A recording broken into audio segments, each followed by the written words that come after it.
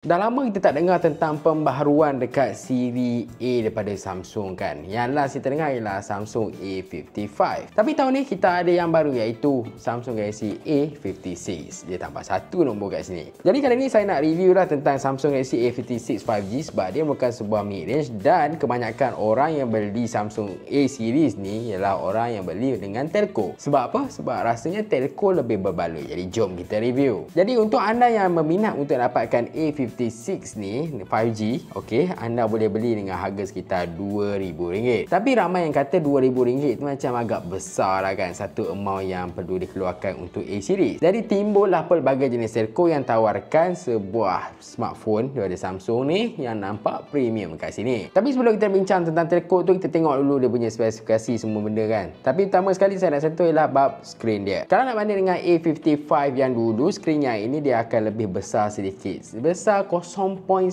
inci sahaja. Saiz dia ialah 6.7 inci dengan kecerahan sehingga 1200 nits.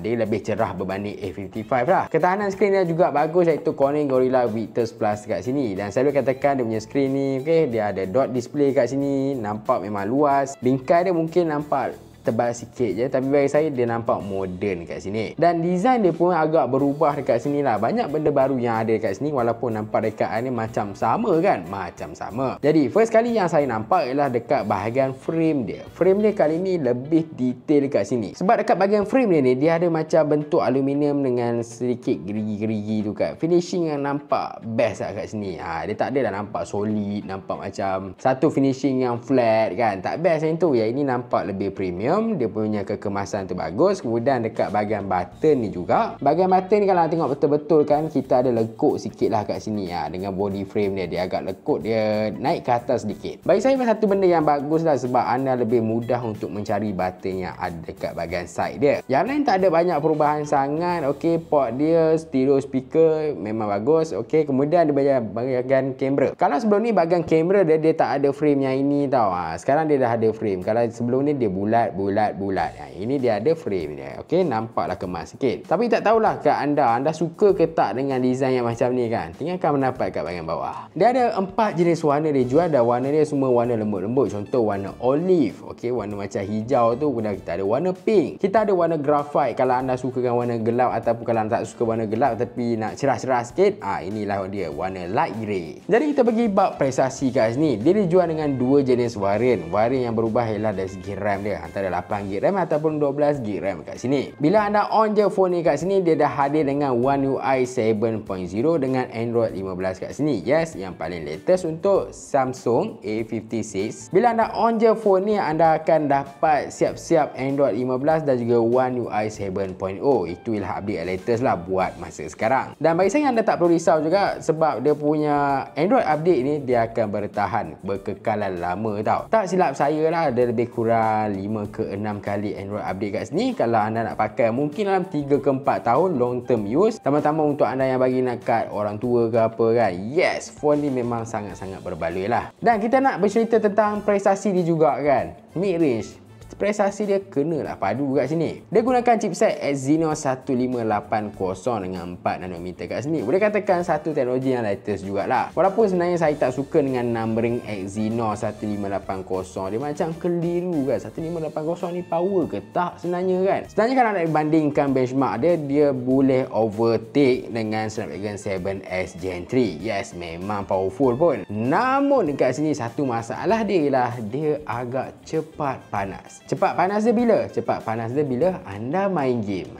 Dia bukan biasa-biasa tiba-tiba cepat panas. Masa main game tu memang terasa lah. Contoh saya main Mobile Legends. Yes, Mobile Legends kalau bab grafik dia memang dapat dua-dua ultra. Grafik ultra, frame rate dia pun ultra kat sini. Memang bagus. Cumanya bila dah main dalam 2 game macam tu, saya akan rasa macam wow, panas dia kat sini kan. Dia bagi anda satu rasa yang tak selesa. Kurang senang bila anda main game. Itu yang saya rasa macam sedikit kesal lah. Saya tak pasti tak. Saya rasa lah, pendapat saya sendiri ialah dia belum optimal dengan baik lagi lah. Untuk beberapa game mungkin okey je. Tapi untuk Mobile Legends ni macam alamak tiba-tiba panas kan. Macam mana ni 2 game je ke sehari kan. Apa pun kita akan menantikan update pada Samsung ataupun daripada Moonton tu sendirilah supaya phone ni tak adalah rasa cepat sangat panas. Kita nak beralih bab kamera dia. Yes, saya rasa kamera yang dia ada ni mengagumkan walaupun tak ada sebarang kolaborasi dengan pihak luar. Kualiti gambar dia kat sini memang cantik. Tambah-tambah bila anda berada dekat outdoor dekat sini kan. Dia punya langit dia, warna dia vivid dekat sini. Dia punya detail dia bagus dekat sini kan. Saya boleh kata sebagai sebuah mid-range memang terbaik lah apa yang Samsung ni ada. Walaupun bila anda tengok preview tu dia macam hancur sikit kualiti dia kan. Tapi bila dah proses tu nice je kat sini. Cuma agak fail dia ialah tangkapan malam lah. Yang mana tangkapan malam ni macam kelabu-kelabu sikit kan. Iaitu saya kurang suka lah. Kalau boleh dia perlu boostkan warna dia kat sini. Tapi still lagi lah nampak cantik jugalah bagi saya. Pendapat anda saya tak pasti. Apa kata tinggalkan komen dekat bahagian bawah. Selfie dia pun memuaskan kat sini. Memang bagus. Kalau anda pernah guna selfie daripada Samsung sendiri memang anda tahulah dia punya color dia macam mana. Tapi kali ni memang saya berpuas hati lah. Walaupun saya bukanlah seorang yang minat tentang peranti Samsung ni. Tapi nampak gayanya kualiti gambar kali ni memang cantik. Ok, dari segi video saya boleh katakan dia still juga cantik kat sini kan.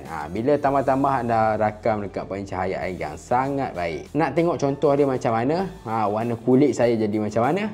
Jom. So ini contoh untuk rakaman kamera depan dia lah. Boleh katakan best juga. Tapi yalah lighting agak tinggi dah kat sini kan. Inilah untuk rakaman dekat kamera utama dia. Sambil saya berjalan stabil ataupun tidak. Kena saya berhenti. Okey ataupun tidak rakaman dia. Tinggalkan komen like kat bahagian bawah. Untuk anda yang kisah bab bateri kat sini, kali ni Samsung memberikan bateri yang boleh katakan standard lah. Bagi anda yang memang nak tahu tentang bateri dia 5000 mAh kat sini kan. Untuk penggunaan seharian tu okey je lah dekat sini bagi saya lah. Dan dia tak ada fast charging yang terlalu laju, 45 watt saja. Tapi 45 watt untuk Samsung ni still boleh kira lah kan. Untuk Samsung lah laju lah. Jadi secara kesimpulannya saya boleh katakan Samsung ni yang paling padu dia ialah bab dia punya UI ataupun software dia. Software dia memang rasa smooth kat sini kan. Pada anda yang tak pernah guna Samsung, anda patut guna. Tapi janganlah guna setakat sehari kan. Anda kena guna dalam masa seminggu. Anda tengok dia punya icon dia cantik kat sini, performance dia padu, AI dia pun hebat dekat sini kan. Macam-macam AI dia boleh buat. Dan saya boleh katakan dia punya reka bentuk UI dia, dia punya setting dia, semua benda kan ditambah dengan bahagian-bahagian widget kat sini memang nampak fresh, memang nampak latest. Dan penggunaan saya setakat ni tak adalah rasa macam sikit-sikit ada lag ke apa. Memang langsung tak adalah buat masa sekarang. Pendapat anda pula macam mana kan? Anda rasa anda suka tak tentang Samsung? Dan kalau anda suka tentang Samsung, anda suka sebab apa? Adakah sebab UI dia yang rasa smooth ataupun anda suka tentang kamera dia yang cantik walaupun tak ada sebarang kolaborasi? Anda tinggalkan pendapat anda dekat bahagian bawah. Dan macam-macam lupa like, subscribe juga share. Terima kasih. Jumpa lagi.